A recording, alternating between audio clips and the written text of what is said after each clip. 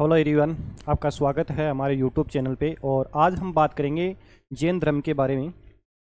तो सबसे पहले उसका परिचय देखेंगे हम जैन धर्म के बारे में। जो जैन धर्म है वह एक प्राचीन धर्म है जो उस दर्शन में निहित है जो सभी जीवित प्राणियों को अनुशासित, अहिंसा और के माध्यम से मुक्ति का मार्ग एवं आध्यात्मिक शुद्धता और आत्मज्ञान का मार्ग सिखाता है। ठीक है।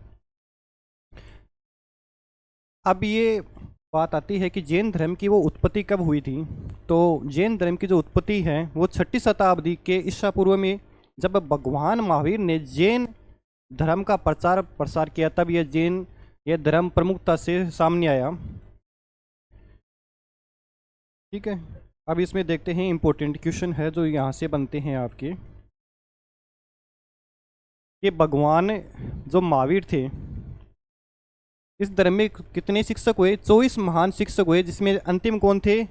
भगवान महावीर थे। इन 24 शिक्षकों को तीर्थकर कहा जाता है। वे लोग जिन्होंने अपने आजीवन में सभी ज्ञान यानी मोक्ष प्राप्त कर लिए थे और लोगों तक इसका प्रसार किया था। प्रथम जो आपके तीर्थकर थे वो ऋषभनाथ थे। ठीक है। और अंतिम थे वो आपके भगवान महावीर थे। जैन शब्द की जो जिन शब्द या जैन से बना है, जिसका अर्थ होता है विजेता, यानी जैन शब्द है वो बना है, उसका अर्थ होता है विजेता। ठीक है। आगे देखेंगे। अब बात करते हैं वर्धमान महावीर की। वर्धमान महावीर है वो 24वें तीर्थकर थे। भगवान महावीर का जन्म है वो 540 ईस्वा पूर्व वैशाली के निकट कुंडग्राम में हुआ था। वह एक ज्ञानत्रिक वंश के थे और मगध के शाही परिवार से जुड़े थे। उनके पिता सिद्धार्थ जो थे ज्ञानत्रिक क्षत्रिय वंश के मुखिया थे। ठीक है। और उनकी माता थी वो त्रिशला। ये माता का नाम आप याद रखना, माता थी त्रिशला, वैशाली के राजा चेतक की बहन थी।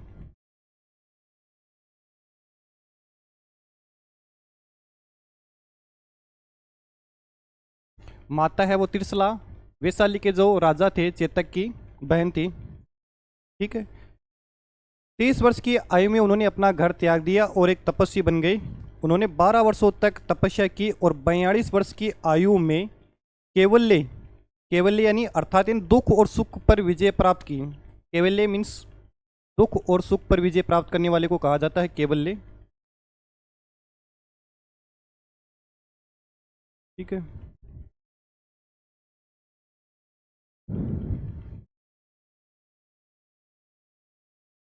नामक स्रोत आध्यात्मिक ज्ञान प्राप्त किया। उन्होंने अपना पहला उपदेश है वो पावा में, कहाँ पर दिया? पहला उपदेश भगवान महावीर ने पावा में दिया था।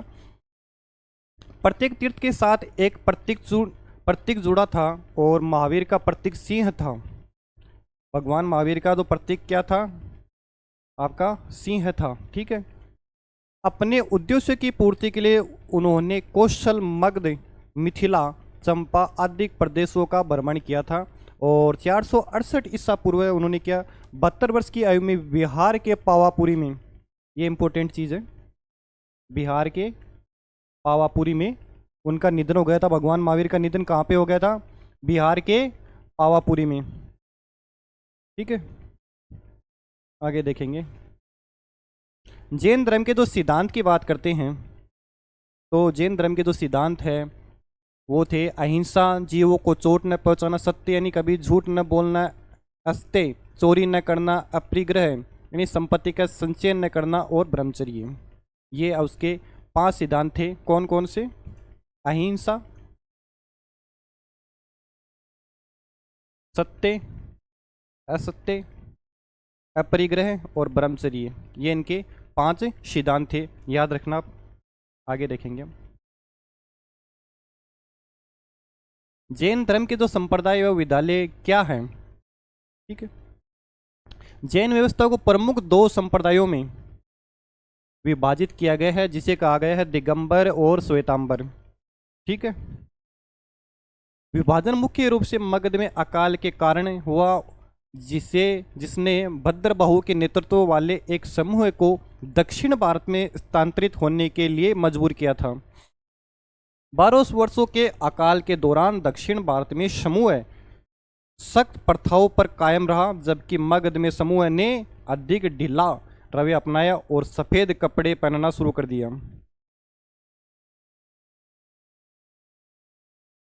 काल की समाप्ति के बाद जब दक्षिणी समूह जो मगध था में वापस आया तो बदली हुई प्रथाओं ने जैन धर्म को दो संप्रदायों में विभाजित कर दिया था। एक तो थे दिगंबर, ठीक है, तो प्रथम थे जो दिगंबर। अब बात करते हैं दिगंबर के बारे में। इस संप्रदाय के जो साधु है वो पूर्ण नग्नता में विश्वास रखते हैं। पुरुष भिक्षु कपड़े नहीं पहनते, जबकि महिलाएं भिक्षु, ठीक है, भिक्षु बिना सिलाई वाली सफेद साड़ी पहनती है। ये सभी 5 व्रतों यानी सत्य, अहिंसा, असत्य, अपरिग्रह और ब्रह्मचर्य का पालन करते हैं। मान्य रहता है कि औरतें मोक्ष प्राप्त नहीं कर सकती है। भद्रबाहु इस संप्रदाय के प्रतिपादक थे, ये भी आप याद रखिए, ठीक है। ये जो दिगंबर के जो प्रतिपादक थे वो कौन थे? भद्रबाहु। प्रमुख संप्रदायों की बात करें तो इसमें देखेंगे आपके जो प्रमुख संप्रदाय है वो मुल्ला संघ, बिस्पंथ, थेरापंथा, तरणपंथ या समाय पंथा, लघु उप समूह, गुमान पंथ, तोता पंथ, ये इनके पंथ थे, उप संप्रदाय है। आगे देखेंगे। अब बात करेंगे हम दिगंबर के बाद में बात करेंगे हम श्वेतांबर। श्वेतांबर में सफेद कपड़े वाले साधु जो सफेद वस्त्र धारण करते हैं, केवल 4 ही व्रतों का पालन करते हैं, ब्रह्मचर्य को छोड़ के। दिगंबर में कितने को पालन किया जाता है? 5 का, ठीक है, 5 व्रतों का पालन किया जाता है। और जो श्वेतांबर में 4 का पालन किया जाता है। एक ब्रह्मचर्य को पालन नहीं करते, ब्रह्मचर्य को छोड़ के 4 का पालन करते हैं। इनका विश्वास है कि महिलाएं मुक्ति प्राप्त कर सकती है, जबकि दिगंबर का ये था कि महिलाएं वो मुक्ति प्राप्त नहीं कर सकती। स्थूलभद्र इस संप्रदाय के प्रतिपादक थे। एग्जाम में क्वेश्चन आ सकता है कि जो श्वेतांबर थे उनके जो प्रतिपादक संप्रदाय के कौन थे? स्थूलभद्र। बहुत बार एसएससी में भी पूछा गया है और भी एग्जामों में पूछा गया है। इसके जो प्रमुख उप संप्रदाय की बात करें तो इसमें थे मूर्ति पूजक, स्थानकवासी, थेरापंथी। जैन धर्म के जो प्रसारक का कारण क्या था, इस पे हम चर्चा करेंगे कि जैन धर्म के जो प्रसार का कारण क्या था। देखते हैं आगे। महावीर ने अपने अनुयायियों को एक आदेश दिया जिसमें पुरुषों और महिलाओं दोनों को शामिल किया गया। जैन धर्म खुद को ब्राह्मणवादी धर्म से बहुत स्पष्ट रूप से अलग नहीं करता, अतः यह धीरे धीरे पश्चिम और दक्षिण भारत में फैल गया जहां ब्राह्मणवादी व्यवस्था कमजोर थे, ठीक है।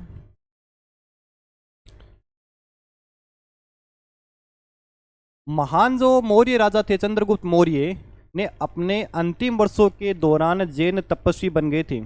ये भी बहुत इंपॉर्टेंट क्वेश्चन है आपका कि जो चंद्रगुप्त मौर्य थे वो अपने अंतिम समय में उन्होंने कौन से धर्म अपनाए, तो वो जैन धर्म अपनाया था चंद्रगुप्त मौर्य ने।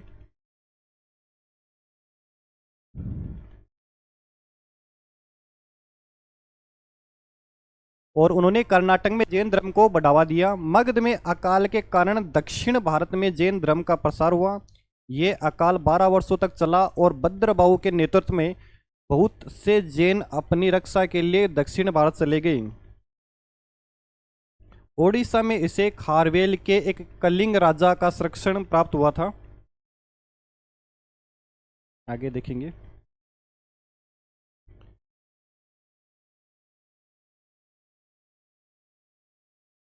अब बात करते हैं कि जैन धर्म के प्रसारण का क्या कारण था। महावीर ने अपने अनुयायियों को एक आदेश दिया था कि जिन पुरुषों और महिलाओं दोनों को शामिल किया गया था, जैन धर्म खुद को ब्राह्मणवादी धर्म से बहुत स्पष्ट रूप से अलग नहीं करता। धीरे धीरे ठीक है, आगे देखेंगे। ये धीरे धीरे पश्चिम और दक्षिण भारत में फैल गए और ब्राह्मणवादी व्यवस्था कमजोर थे।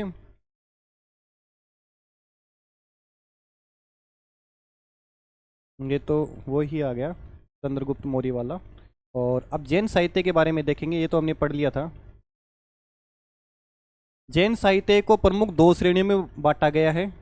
एक तो आगम साहित्य है आपका, जब भगवान महावीर के उपदेशों को अनेक अनुयायियों द्वारा कई ग्रंथों में व्यवस्थित रूप से संकलित किया गया। इन ग्रंथों को सामूहिक रूप से जैन धर्म के पवित्र ग्रंथ आगम के रूप में जाना जाता है। आगम साहित्य भी दो समूह में विभाजित है। एक अंग आगम है। इन ग्रंथों में जब भगवान महावीर के प्रत्येक उपदेश है, इनका संकलन गणधरों ने किया था। भगवान महावीर के जो तत्काल शिष्यों को गणधर के नाम से भी जाना जाता है। सभी गणधरों के पास पूर्ण ज्ञान यानी कैवल्य था। उन्होंने मौखिक रूप से भगवान महावीर के प्रत्येक उपदेश को 12 मुख्य ग्रंथों यानी सूत्रों में संकलित किया। इन ग्रंथों को आगम अंग आगम के नाम से जाना जाता है। अंग बाह्य आगम दो प्रकार के थे, ठीक है। एक तो अंग आगम, एक अंग बाह्य आगम। अंग आगम के बाहर यानी ये ग्रंथ अंग आगम के बाहर विस्तारित है। इन्होंने श्रुत केवलिन द्वारा संकलित किया गया है। कम से कम 10 पूर्व ग्रंथों का ज्ञान रखने वाले भिक्षुक श्रुत केवलिन कहलाते थे।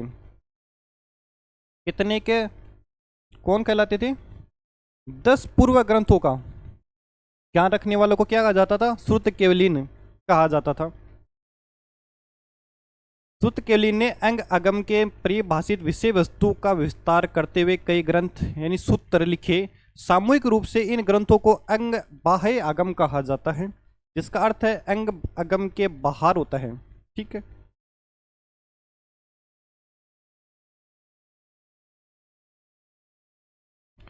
बारहवें अंग आगम को दृष्टिवाद कहा जाता है। दृष्टिवाद में 14 पूर्व ग्रंथ है, जिन्होंने पूर्वा या पूर्वागम भी कहा जाता है। अंग आगम में पूर्व सबसे पुराने जो पवित्र ग्रंथ थे वे प्राकृत भाषा में लिखे गए थे। कौन सी भाषा में लिखे गए थे? प्राकृत भाषा में।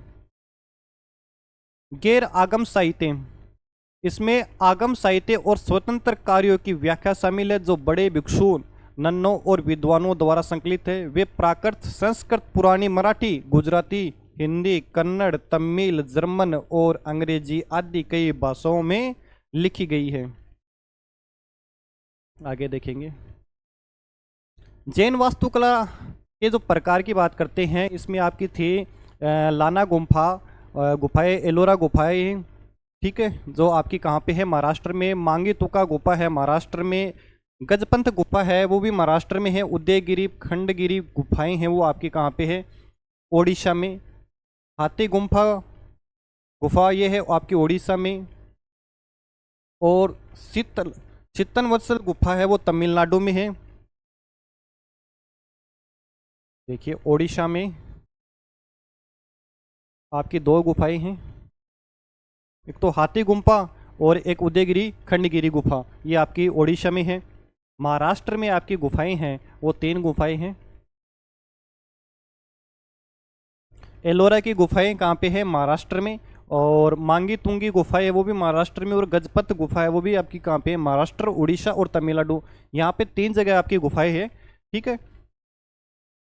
ये हाथी गुफा के बारे में बहुत बार पूछा गया है। और एक एलोरा की गुफाएं हैं, वो भी कहाँ पे? आपकी महाराष्ट्र में। इनके बारे में बहुत बार पूछा गया है क्वेश्चन। आगे देखेंगे। मूर्तियों की बात करें तो गौतमेश्वर बाहुबली प्रतिमा है, वो स्वर्ण बेलगोला यानी कर्नाटक में है। अहिंसा की मूर्ति ऋषभनाथ की मांगी तुंगी पहाड़ियाँ, ये भी इंपॉर्टेंट चीज़ें हैं, इनको भी आप याद रखें कि कौन सी जो मूर्ति है वो कहाँ पे है, कौन सी गुफा पे है। गौतमेश्वर बाहुबली की जो प्रतिमा है वो स्वर्ण बेलगोला कर्नाटक में है। अहिंसा की जो मूर्ति है वो ऋषभनाथ जी की, वो आपकी मांगी तुंगी पहाड़ियाँ है, जो महाराष्ट्र में है, वहाँ पर है।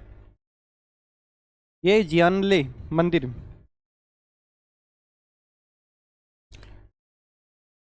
दिलवाड़ा मंदिर माउंट आबू सिरोही राजस्थान में है। और गिरनार और पलिताना मंदिर है, वो गुजरात में है आपकी। ये मंदिर भी बहुत इंपॉर्टेंट है, दिलवाड़ा के मंदिर। माउंट आबू राजस्थान में, गिरनार और पलितनाता पलिताना मंदिर है वो गुजरात में, मुक्तागिरी जो मंदिर है वो आपका है महाराष्ट्र में, बस्ती है वो कर्नाटक में। जैन मठों की स्थापना या मंदिर है ये। अब जैन परिषदों की बात करें तो प्रथम जो जैन परिषद है ये है 3वीं शताब्दी ईसा पूर्व में पाटलिपुत्र में आयोजित हुई और इसका अध्यक्ष स्थूलभद्र ने की थी।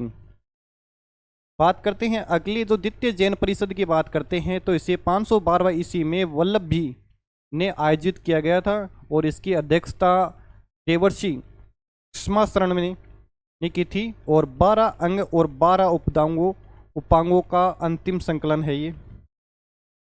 तो ये है आपके जो जैन धर्म से रिलेटेड हैं वो सारे क्वेश्चन इसमें करवाए हुए हैं, पूरी बताया गया है इसमें हिस्ट्री के बारे में। और जो एग्ज़ाम की दृष्टि से जो इम्पोर्टेंट है वो एक ये है एलोरे गुफाएं हैं जो महाराष्ट्र में है, एक ये उदयगिरी खंडागिरी गुफाएं ओडिशा में, और एक हाथी गुम्फा है वो ओडिशा में है। और मूर्तियों में गौतमेश्वर बाहुबली की जो मूर्ति है, ठीक है, जो स्वर्ण बेलगुल्ला कर्नाटक में है। और मंदिरों की बात करें तो इसमें गिरनार और पलिताना मंदिर है ये गुजरात में है, दिलवाड़ा के जो मंदिर है माउंट आबू शिरोई में राजस्थान में है। ये चीज़ें हैं।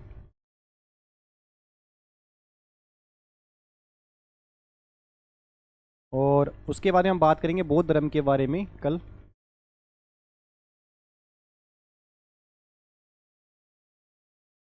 और यहाँ जो एग्ज़ाम की दृष्टि से एक क्वेश्चन इंपॉर्टेंट बनता है कि 24वें तीर्थकर कौन थे? भगवान महावीर थे जो अंतिम भी थे, ठीक है। और इनका जो जो निकट है वो कहाँ हुआ था? कुंडाग्राम में हुआ था इनका जन्म।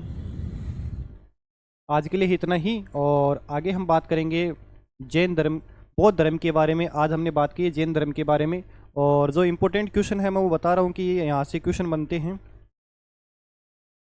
इनके एक तो पिताजी का नाम है सिद्धार्थ, ये इम्पोर्टेंट है, और एक माता है त्रिशला, ये इम्पोर्टेंट है। और किसकी बहन थी ये? वैशाली के राजा चेतक की बहन थी, ठीक है। ये चीज़ इंपॉर्टेंट है। आज के लिए इतना ही, और हम नए वीडियो लेके आएंगे, उसमें इसके क्वेश्चन करेंगे हम जैन धर्म के बारे में और बौद्ध धर्म के बारे में। जो एसएससी में पूछे गए जो क्वेश्चन है प्रीवियस ईयरों में, उनकी हम चर्चा करेंगे।